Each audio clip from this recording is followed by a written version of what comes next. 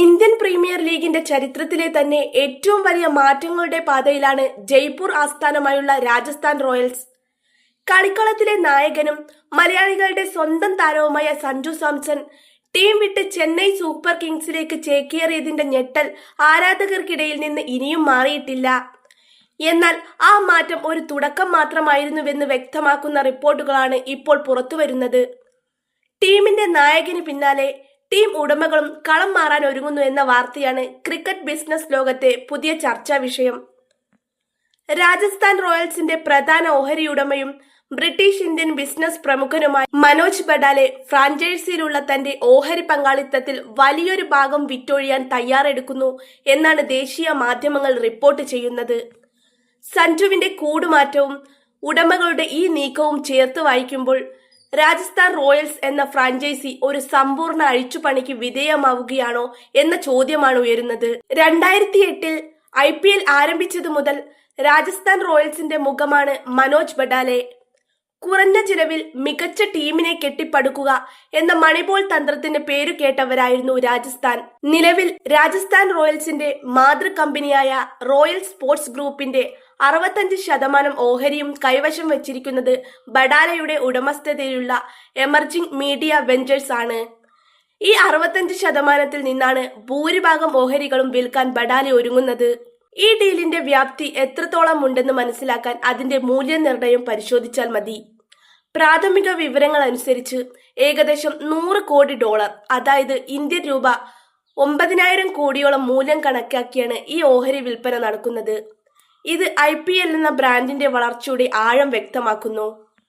2008 ഏറ്റവും കുറഞ്ഞ തുകയ്ക്ക് സ്വന്തമാക്കിയ ഒരു ടീമാണ് ഈ $100 കോടിയുടെ മുകളിൽ മൂല്യം കൽപ്പിക്കപ്പെടുന്ന സാമ്പത്തിക ശക്തിയായി മാറിയിരിക്കുന്നത്.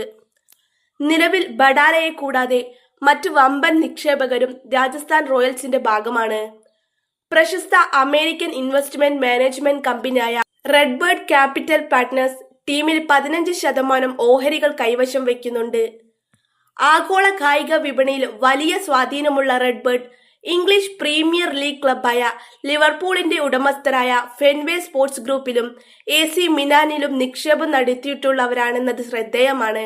കൂടാതെ റൂപ്പർട്ട് മർഡോക്കിന്റെ ഫോക്സ് കോർപ്പറേഷനും രാജസ്ഥാനിൽ നിക്ഷേപമുണ്ട്. ബഡാലെ പടിയിറങ്ങാൻ തീരുമാനിച്ചാൽ ഈ ആഗോള ഭീമന്മാർക്ക് ഫ്രാഞ്ചൈസിയിൽ കൂടുതൽ സ്വാധീനം ലഭിക്കുമോ, അതോ പുതിയൊരു ഇന്ത്യൻ കോർപ്പറേറ്റ് ഭീമൻ ടീമിനെ ഏറ്റെടുക്കുമോ എന്ന് കണ്ടറിയണം. രാജസ്ഥാൻ റോയൽസ് മാത്രമല്ല, IPLലെ പല ഫ്രാഞ്ചൈസി ഉടമകളും തങ്ങളുടെ ഓഹരികൾ വിറ്റ് ലാഭമെടുക്കാൻ ശ്രമിക്കുന്ന ഒരു പ്രവണത സമീപകാലത്തായി ദൃശ്യമാണ്. IPL ടീമുകളുടെ മൂല്യം അതിന്റെ ഉന്നതിയിൽ നിൽക്കുന്ന സമയമാണിത്. ഗുജറാത്ത് ടൈറ്റൻസ് ഈ വർഷം ഫെബ്രുവരിയിലാണ് CVC ക്യാപിറ്റൽ പാർട്ട്നേഴ്സിൽ നിന്ന് ഗുജറാത്ത് ടൈറ്റൻസിന്റെ 27% ഓഹരികൾ ടോറന്റ് ഗ്രൂപ്പ് സ്വന്തമാക്കിയത്.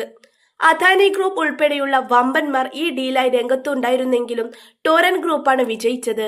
റോയൽ ചലഞ്ചേഴ്സ് ബംഗളൂരു IPLലെ ഏറ്റവും പ്രശസ്തമായ ബ്രാൻഡുകളിലൊന്നായ RCBയെയും വിൽക്കാൻ നീക്കങ്ങൾ നടക്കുന്നതായി റിപ്പോർട്ടുകളുണ്ട്.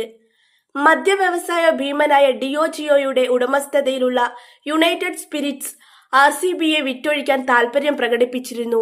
ഇത്തരം വലിയ ഡീലുകൾ നടക്കുന്നതിനിടയിലാണ് രാജസ്ഥാൻ റോയൽസും വിപണിയിലേക്ക് എത്തുന്നത്.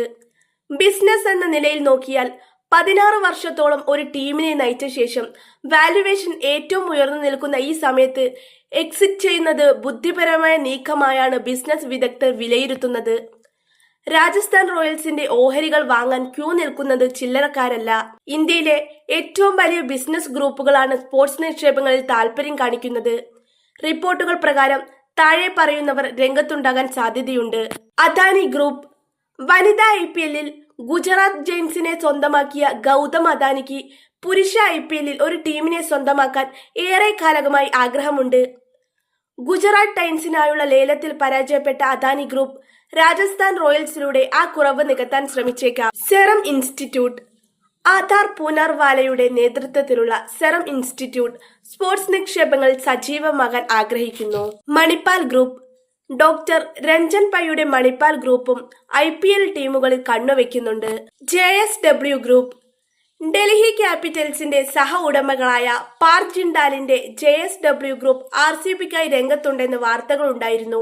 ഒരേ സമയം 2 IPL ടീമുകളിൽ ഓഹരി പങ്കാളിത്തം നേടാൻ BCCI ചട്ടങ്ങൾ അനുവദിക്കുമോ എന്നത് വ്യക്തമല്ലെങ്കിലും ഇവരും വിപണിയിലെ സജീവ സാന്നിധ്യമാണ്. Devayani international, KFC, pizza hut തുടങ്ങിയവയുടെ ഇന്ത്യയിലെ ഓപ്പറേറ്റർമാരായ ദേവയാനി ഇന്റർനാഷണലും മത്സര രംഗത്തുണ്ടെന്ന് സൂചനകളുണ്ട്. ടീം ഉടമസ്ഥതയിലെ ഈ മാറ്റം കളിക്കളത്തെയും ബാധിക്കുമോ എന്നതാണ് ആരാധകരുടെ ആശങ്ക. സഞ്ജു സാംസൺ എന്ന ഐക്കണിക് ക്യാപ്റ്റൻ ടീം വിട്ടത് രാജസ്ഥാൻ റോയൽസിന്റെ ബ്രാൻഡ് മൂല്യത്തെയും ആരാധക പിന്തുണയെയും ബാധിച്ചിട്ടുണ്ട്. സഞ്ജുവിന് പകരക്കാരനായി ആര് വരും എന്ന ചോദ്യം നിലനിൽക്കെയാണ് ഇപ്പോൾ മാനേജ്മെന്റ് തലത്തിലും മാറ്റങ്ങൾ വരുന്നത്. പുതിയ ഉടമകൾ വരുന്നതോടെ ടീമിന്റെ പ്രവർത്തന ശൈലിയിലും മാറ്റങ്ങൾ പ്രതീക്ഷിക്കാം. ഇത്രയും കാലം സ്മാർട്ട് ബൈയിങ് എന്ന രീതി പിന്തുടരുന്ന രാജസ്ഥാൻ പുതിയ കോർപ്പറേറ്റ് ഉടമകളുടെ കീഴിൽ വമ്പൻ താരങ്ങളെ പണം വാരിയെറിഞ്ഞ് സ്വന്തമാക്കുന്ന രീതിയിലേക്ക് മാറിയേക്കാം. അദാനിയെ പോലൊരു ഗ്രൂപ്പ് വന്നാൽ ടീമിന്റെ സാമ്പത്തിക ശേഷി 10 മടങ്ങ് വർദ്ധിക്കും. അത് വരും സീസണുകളിലെ ലേലത്തിൽ പ്രതിഫലിക്കുകയും ചെയ്യും. മനോജ് ബഡാലയുടെ പിന്മാറ്റം സ്ഥിരീകരിക്കപ്പെട്ടാൽ അത് രാജസ്ഥാൻ റോയൽസിന്റെ ചരിത്രത്തിലെ ഒരു സുപ്രധാന അധ്യായത്തിന്റെ അവസാനമായിരിക്കും. ഷൈൻ വോണിന്റെ നേതൃത്വത്തിൽ ആദ്യ IPL കിരീടം നേടിയതു മുതൽ രാഹുൽ ദ്രാവിഡ്, സഞ്ജു സാംസൺ എന്നിവരിലൂടെ വളർന്ന രാജസ്ഥാൻ റോയൽസ് എന്ന വികാരം ഇനി പുതിയ കൈകളിലേക്ക് മാറുകയാണ്. സഞ്ജു ചെന്നൈയിലേക്ക് പോയതോടെ മലയാളി ആരാധകർക്കുണ്ടായിരുന്ന താല്പര്യം കുറഞ്ഞിട്ടുണ്ടെങ്കിലും ബിസിനസ് ലോകത്ത് രാജസ്ഥാൻ റോയൽസ് ഇപ്പോഴും പൊന്നും വിലയിലുള്ള സ്വത്താണ്. സഞ്ജുവിന്റെ ജേഴ്സി മാറ്റവും ഉടമകളുടെ ഓഹരി മാറ്റവും വിരൽ ചൂണ്ടുന്നത് ഒരേ കാര്യത്തിലേക്കാണ്. രാജസ്ഥാൻ റോയൽസ് ഇനി പഴയ രാജസ്ഥാൻ റോയൽസ് ആയിരിക്കില്ല. മാറ്റങ്ങൾ അനിവാര്യമാണ്. അത് കളിക്കളത്തിലായാലും കോർപ്പറേറ്റ് ബോർഡ് റൂമിലായാലും.